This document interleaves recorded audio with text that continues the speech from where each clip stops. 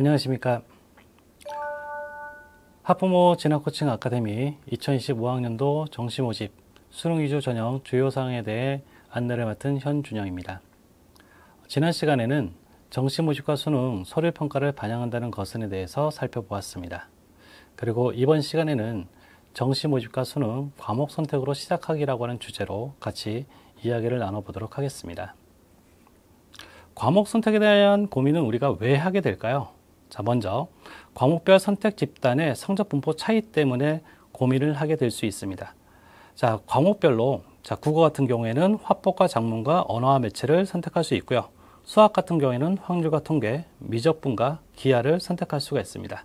근데 어떠한 과목을 선택했느냐에 따라서 선택한 과목의 조정 원점수 산출에 과목별 선택 집단, 화법과 작문을 선택한 집단, 그 다음에 언어와 매체를 선택한 집단의 성적 분포가 바로 이런 조정 원점수 산출에 영향을 미치기 때문입니다.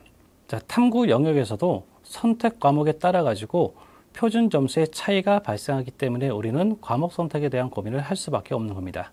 사회탐구에서 생활과 윤리를 선택한 학생은 만점을 받았을 때 표준 점수가 63점인데 반해서 경제나 정치와 법이나 사회문화 같은 경우에는 만점을 받았을 때 70점이 넘는 표준 점수를 받았습니다.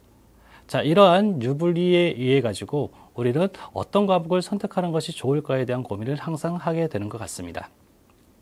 그리고 대학에서도 수능 선택 과목 지정을 완화하고 있기 때문에 내가 이과 계열의 학생임에도 불구하고 사회탐구 과목을 선택을 해도 자연과학 계열 또는 이공계 계열의 학과에 진학할 수 있는 기회가 생겨나기 때문에 수능 선택 과목에 대한 고민이 더욱더 깊어지는 것 같습니다. 자, 그런데 과목 선택 시 고려해야 될 점들이 있습니다. 일단 자신의 주력전형이 어떤 거냐에 따라 가지고 과목 선택의 초점이 좀 달라질 수 있는데요. 수시가 주력전형이냐 정시가 주력전형에 따라 가지고도 고려해야 될 점이 좀 차이가 생깁니다. 일단 수시가 주력전형인 학생 같은 경우에는 수능에서 최저 학력 기준을 통과하는 것이 목표가 될 수가 있습니다. 자, 그럴 경우에는 보다 등급을 잘 받을 수 있는, 높은 등급을 받을 수 있는 과목을 선택하는 것이 자신에게 유리하겠고요. 자, 정시가 주력 전형인 학생 같은 경우에는 표준 점수를 높게 받을 수 있는 과목들을 선택하는 것이 자신에게 유리한 선택이 될 수가 있습니다. 문이과 통합형 수능에 따라 가지고 수능 응시 과목에 관계없이 통합으로 선발하는 대학들이 아까도 얘기했지만 2024학년도 대비 17개 학교가 더 늘어났습니다. 이러한 대학들이 더욱더 많아지다 보니까 이과 계열 학생들이 사회탐구 과목을 선택해서 수능에 응시하는 그런 경우들도 점점 증가하고 있는 추세입니다. 그리고 학습에 필요한 공부량과 난이도, 공부 성향도 무시할 수 없는데요. 자, 이런 것들을 같이 한번 살펴보도록 하겠습니다. 자, 먼저 선택 과목에 따라 가지고 유불리 현상이 나타나는 부분에 대해서 좀 더 자세히 한번 살펴보도록 하겠습니다. 자, 지금 2024학년도 수능 국어 영역 등급별 표준 점수를 한번 살펴보시면 2022학년도에 100점을 받은 학생의 표준 점수가 149점, 2023학년도는 134점, 2024학년도는 150점으로 나타났습니다. 자, 2012학년도나 2024학년도에 비해서 2023학년도가 조금 쉬운 수능이었다고 생각할 수가 있겠죠. 그리고 1등급 커트라인 표준 점수가 2012학년도는 131점, 2023학년도는 126점, 2014학년도는 133점으로 나타났습니다. 근데 이러한 등급별 컷 점수를 원점수로 추정을 한 결과가 밑에 표에 나와 있습니다. 자, 1등급에 해당하는 학생들의 점수를 추정을 해본 결과, 자, 2022학년도에 언어와 매체를 선택한 학생들은 84점이 1등급 커트라인 점수였는데 화법과 작문을 선택한 학생들은 86점이 1등급 커트라인 점수로 나타났습니다. 2점의 차이가 보이죠. 다시 말해서 언어와 매체를 선택한 학생들은 화법과 작문을 선택한 학생보다 한 문제를 더 틀려도 1등급을 받을 수 있었다는 겁니다. 자, 그 차이가 4등급 커트라인 점수까지 쭉 이어지고 있습니다. 그리고 2023학년도도 마찬가지. 자, 언어와 매체를 선택한 학생의 1등급 커트라인 점수는 92점이었고요. 화법과 작문을 선택한 학생의 커트라인 점수는 96점이었습니다. 오히려 4점이나 차이가 보이고 있고요. 이것도 마찬가지 4등급까지 쭉 이어지고 있다는 것도 확인이 됩니다. 그리고 2024학년도도 마찬가지로 언어와 매체를 선택한 학생의 1등급 커트라인 점수는 84점, 화법과 작문을 선택한 학생의 커트라인 점수는 88점입니다. 이렇게 어떠한 과목을 선택했느냐에 따라 가지고 1등급 커트라인 점수도 달라질 수 있고요.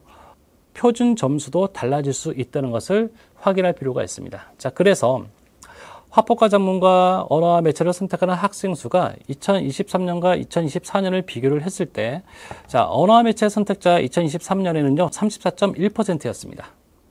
근데 2024학년도에는 언어와 매체를 선택한 접수 인원이 38.9%로 4% 이상 증가했음을 확인할 수가 있습니다. 자, 바로 이런 것들이 자, 어떤 과목을 선택했느냐에 따라 가지고 나타나는 유불리 현상이 반영된 결과라고 바라볼 수 있습니다. 수학도 마찬가지인데요. 자, 수학도 2022학년도, 2023학년도, 2024학년도를 비교를 해봤을 때 표준 점수의 차이는 그렇게 크게 나진 않았습니다. 그런데 자, 마찬가지 1등급 커트라인 점수, 2등급 커트라인 점수들을 확인을 해보니까 확통을 선택했을 때 2022학년도에 91점을 받아야 1등급이 되었었고요. 2023년에는 88점을 받아야, 2014학년도에는 94점을 받아야 1등급이 되었습니다. 자, 근데 2024학년만 보더라도 미적분을 선택한 학생은 81점을 받았을 때 1등급을 받을 수 있었습니다. 점수 차이가 무려 13점이나 나는 거죠. 자, 이러한 선택 과목에 따라 가지고 유불리 현상이 나타나기 때문에 마찬가지로 이러한 경향이 자, 선택 과목에 접수하고 응시하는 인원에도 변화를 보이게 됩니다. 자, 미적분만 보면 자, 2022학년도에 38.2%가 미적분을 선택을 했는데 2024학년도에는 49.2%가 미적분을 선택을 하고 있습니다. 무려 11%가 증가를 했죠.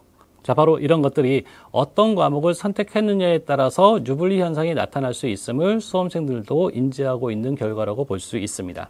국어 영역이나 수학 영역에서 선택 과목별로 점수 차이가 나는 유불리 현상이 나타나는 이유가 뭘까요?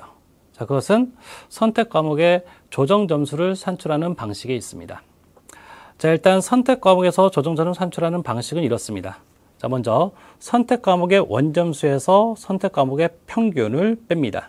그리고 그것을 선택 과목의 표준 편차로 나누고요. 여기에다가 공통 과목의 표준 편차를 곱하고 다시 공통 과목의 평균을 더하는 겁니다. 자, 다시 말하면 수험생이 자, 언어와 매체를 선택을 했습니다. 자, 그럼 언어와 매체 선택 과목의 원점수가 있겠죠? 거기에서 언어와 매체를 선택한 학생들의 언어와 매체 평균 점수를 빼는 겁니다. 그리고 그것을 언어와 매체를 선택한 학생들의 표준 편차로 나눠주고요. 그 다음에 언어와 매체를 선택한 학생들의 공통 과목 점수. 자, 공통 과목이라고 하면은 국어에서는 문학과 독서가 되겠죠. 자, 문학과 독서의 표준 편차를 곱해주고 문학과 독서의 과목 평균을 더해줍니다. 자, 보통 언어와 매체 같은 경우에는요, 공부할 양이 화법과 작문보다는 많습니다. 그러다 보니까 공부, 학업량이 많은 친구들이 언어와 매체를 선택하는 경향이 있죠. 자, 학업량이 많다는 것은 곧 뭡니까? 공부를 좀 더 잘하는 친구들이 언어와 매체를 선택할 가능성이 높다는 거죠. 그러다 보니까 언어와 매체를 선택한 학생들의 공통 과목 평균이 올라가게 되고요. 자, 공통 과목 평균이 올라가게 되면 당연히 선택 과목의 조정 점수가 높게 나올 수가 있겠죠. 자, 근데 이런 경향성이 올해 들어서는 약간의 변화를 보이고 있습니다. 자, 2022학년도부터 2014학년도까지의 5월 학력평가 국어 수학의 선택 과목의 선택 비율을 살펴본 결과입니다. 자, 살펴봤더니 2022학년도에 화법과 작문을 선택한 학생이 73.6%고 언어와 매체를 선택한 학생이 26.4%입니다. 자, 그리고 2023학년도에 언어와 매체를 선택하는 학생들이 더 증가했죠. 그리고 2024학년도에도 마찬가지 4% 정도 증가했습니다.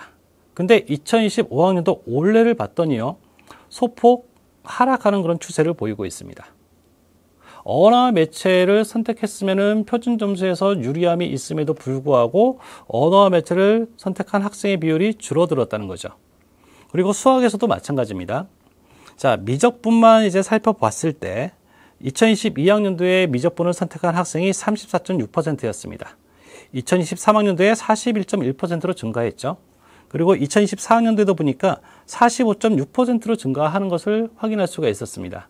근데 올해 5월 달에 봤던 학력평가에서 미적분을 선택한 학생은 45.1%로 소폭 하락하고 있음을 확인할 수가 있습니다. 왜 이런 경향성이 나타나는 걸까요? 일단은 우리가 예측을 해볼 때 상위권 N수생이 유입이 되면 보통은 언어와 매체를 선택하거나 미적분을 선택하는 학생들이 많을 겁니다. 자, 이것은 예년과 비슷한 비율이 나타날 가능성이 굉장히 높고요. 자, 근데 이렇게 재학생들 중에서 언어와 매체를 선택하는 친구들, 그 다음에 미적분을 선택하는 친구들이 줄어드는 이유는 이렇게 생각을 해볼 수가 있을 겁니다. 재학생들 중에서 중상위권 학생들은 보통 수시 전형에서 많이 지원하는 학생들입니다. 자, 수시 전형에서 중요한 것은 최저 학력 기준을 충족하는 것이었죠. 최저 학력 기준을 충족하기 위해서 영역별 공부량 확보가 중요해지다 보니까 언어와 매체를 선택하고 미적분을 선택을 했을 때 화법과 작문이나 확률과 통계보다 훨씬 더 많은 공부량을 요구하기 때문에 자, 이런 것들을 감안하고 확률과 통계나 또는 화법과 작문을 선택하는 학생들이 좀 더 많아지고 있는 추세임을 확인할 수가 있을 겁니다. 자, 그리고 사회탐구와 그다음에 과학탐구 과목별 선택 과목에 따라서도 유불리가 나타난다고 했는데요. 자, 이게 작년에 실시했던 수능에서의 표준 점수에 따른 백분위 등급 원점수를 추정한 내용입니다. 자, 생활과 윤리 같은 경우에 자, 50점 만점을 받았을 때 표준 점수가 65점이었고요. 자, 윤리와 사상은 50점 만점을 받았을 때 표준 점수가 63점입니다. 근데 재미있는 건 윤리와 사상 같은 경우는요. 자, 50점 만점을 받았을 때 1등급인데 하나 틀리면 바로 3등급으로 내려갔습니다. 2등급이 없었다는 거죠. 자, 근데 반면에 세계지리 같은 경우에는 자, 원점수 50점을 받은 학생의 표준 점수가 67점으로 나왔고요. 자, 하나를 틀려도 1등급이었습니다. 3점짜리 한 문제를 틀렸을 때 2등급이 되었는데 45점까지가 2등급으로 유지가 됐었고요. 3등급 커트라인 점수는 41점이었습니다. 근데 윤리와 사상에서는 41점을 받으면 4등급 때에 해당하는 점수가 나타나는 거죠. 자, 이렇게 선택 과목별로 유불리가 분명히 존재할 수 있습니다. 자, 경제나 정치와 법은 작년 같은 경우에 굉장히 높은 표준 점수를 획득할 수가 있었죠. 그래서 자, 경제 같은 경우에는 40점을 받아도 2등급이었고요. 39점도 2등급이었습니다. 자, 과학탐구로 한번 가볼까요? 물리학, 화학, 생명과학, 지구과학, 원 과목들이 이제 나와 있는데 자, 보시면은 50점을 받았을 때 69점. 자, 지구과학 같은 경우에는 50점 만점을 받았을 때 표준 점수로 68점을 받았습니다. 근데 2 점수를 보니까 화학2는 만점자가 80점의 표준 점수를 획득한 것도 확인할 수가 있었고요. 생명과학 같은 경우에는 자, 원점수 50점 만점을 받은 학생이 표준 점수가 73으로 나왔습니다. 화학2 같은 경우는 문항이 굉장히 어려웠던 것 같아요. 그래서 1등급 컷이 40점을 받아도 1등급을 받을 수가 있었습니다. 자, 근데 여기에서 우리가 고민을 해봐야 될 게, 자, 선택 과목에 대해서 고민을 할 때 자신의 주력 전형에 대해서 고민을 해봐야 되는 그런 시점이 있다 그랬죠. 그래서 윤리와 사상 같은 경우에는 만점을 받지 아니하면 3등급으로 떨어지는 그런 현상들이 나타날 수 있다는 거죠. 그래서 내가 어떠한 과목을 선택을 해야지만 보다 높은 등급을 받을 수 있을지 또는 보다 높은 표준 점수를 받을 수 있을지를 고려한 과목 선택이 필요하다는 겁니다. 사탐론과 문과 침공에 대해서도 많이 이야기를 들어보셨을 텐데요. 자, 먼저 사탐론이란 자연계열 수험생들이 수능 선택 과목에서 사회탐구 과목에 응시하는 현상을 가리킵니다. 그리고 문과 침공이란 어떤 거냐면 2022학년부터 통합형 수능이 실시되면서 교차 지원이 급증하고 있는 현상을 이야기하는 건데요. 상위권에 있는 자연계열 학생들이 좋은 대학에 진학하기 위해서 인문계열 학과에 교차 지원하고 합격하는 현상을 문과 침공이라고 이야기를 합니다. 자, 수능 선택 과목에 따른 참고점 누적 분포 그래프가 나와 있는데요. 지금 파란색으로 표시된 것들은 국미기과 응시 학생입니다. 그리고 빨간색은 국수탐 응시 학생이고요. 국미기과 응시 학생은 이과 학생들이라고 볼 수가 있겠죠. 근데 2023학년도에 보면은 국수탐을 선택한 학생들보다 국미기과를 선택한 학생들이 상위권에서 훨씬 더 많은 수를 차지하고 있다는 것을 확인할 수가 있을 겁니다. 2024학년도 수능 결과를 살펴보니까 상위권에 포진하고 있는 학생들 중에서 국미기과를 선택한 학생들의 수가 더 많이 있음을 확인할 수가 있습니다. 그래서 문과 침공의 가능성이 2024학년도 수능에서는 더 많이 나타난다고 바라볼 수가 있겠죠. 자, 이렇게 상위권 자연계열 학생들이 인문계열 학과에 지원하는 문과 침공 현상의 대안을 마련하기 위해서 정부나 대학에서 여러 가지 방안들을 마련을 했는데요. 그중에서 첫 번째가 수능 필수 응시 과목을 폐지하고 탐구 영역에서 변환 표준 점수를 통합적으로 산출하는 등 통합형 수능 취지에 맞는 전형을 설계하는 방법입니다. 그리고 두 번째로 수능 지정 과목 폐지로 수능 과목 선택의 자유도를 상승시키는 방안도 마련이 되었고요. 무전공 선발을 확대하는 것도 하나의 방안으로 마련이 되었습니다. 자, 근데 이렇게 하다 보니까 오히려 사탐런이라고 하는 그런 부분에 있어서는 기회가 되는 부분들이 생겼습니다. 수능 필수 응시 과목을 폐지하고 탐구 영역에서 변환 표준 점수를 통합적으로 산출하게 되면 과학 탐구가 아니라 사회 탐구를 선택을 해도 정시에서는 아무런 불리함이 없게 됩니다. 그러다 보니까 오히려 이과 계열의 학생들에게는 사탐론, 다시 말해서 과학 탐구 대신에 사회 탐구를 선택하게 되는 그런 고민이 생길 수밖에 없는데요. 2023학년도 수능 탐구 과목의 등급대별 재학생과 졸업생 비율을 같이 한번 살펴보면, 자, 재학생이 파란색 선이고요. 그 다음에 졸업생은 주황색 선입니다. 근데 졸업생들이 1등급과 2등급을 받는 비율이 굉장히 높다는 것을 확인할 수가 있습니다. 특히 과학 탐구를 선택하는 친구들 같은 경우에는 자, 의대랄지 첨단 학과랄지 최상위권 학과에 지원하고자 하는 N수생 비율이 높다 보니까 탐구 과목에서 높은 등급을 받기가 부담스러울 수가 있습니다. 그래서 그런 친구들이 사탐런을 하게 되는 그런 상황들이 발생할 수가 있겠는데, 자, 여기에서도 우리가 중요한 건 어떤 거냐면 사탐런을 하기 이전에 대학별로 수능 필수 과목을 지정했는지 여부를 살펴보는 것이 중요하다는 겁니다. 자, 수능에서 필수 과목으로 지정한 대학, 특히 서울대나 고려대 같은 경우에는 과학 탐구를 보지 않았을 경우에는 자연과학 계열로의 지원이 사실상 불가합니다. 그래서 대학별로 수능 필수 과목 지정 현황을 반드시 살펴보시고 내가 지원하려고 하는 대학에서 필수 과목을 지정했는지 여부를 반드시 확인할 필요가 있습니다. 그리고 대학별 탐구를 반영하는 방법도 확인을 해야 되고요.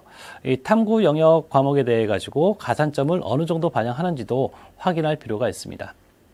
자, 일단 사탐런을 하게 됐을 때 그 전제는요. 자연계열 학과에서 과학 탐구 과목을 수능 필수 과목으로 지정하지 않았다는 전제가 깔려 있어야 되고요. 그 다음에 내가 계속해서 과학 탐구를 공부해서 수능을 보는 것보다 사회 탐구 과목으로 바꿨을 때 기존 탐구 점수보다 높은 점수를 획득할 가능성이 있다는 것이 전제로 깔려 있어야 사탐런에도 의미가 있다는 거죠. 자, 한편으로는 수능 최저 충족을 목적으로 사탐을 선택하는 경우들도 발생할 수 있을 것 같은데 이 부분에서도 학생 개인별 유불리를 확인할 필요가 있습니다. 이렇게 이번 시간에는 정시 모집과 수능 과목 선택으로 시작하기를 주제로 수능 선택 과목별 유불리에 대해 가지고 같이 한번 살펴봤고요. 다음 시간에는 정시 모집과 수능 11월 14일 이후 무엇을 해야 할까요? 라고 하는 주제로 다시 한번 찾아뵙도록 하겠습니다. 감사합니다.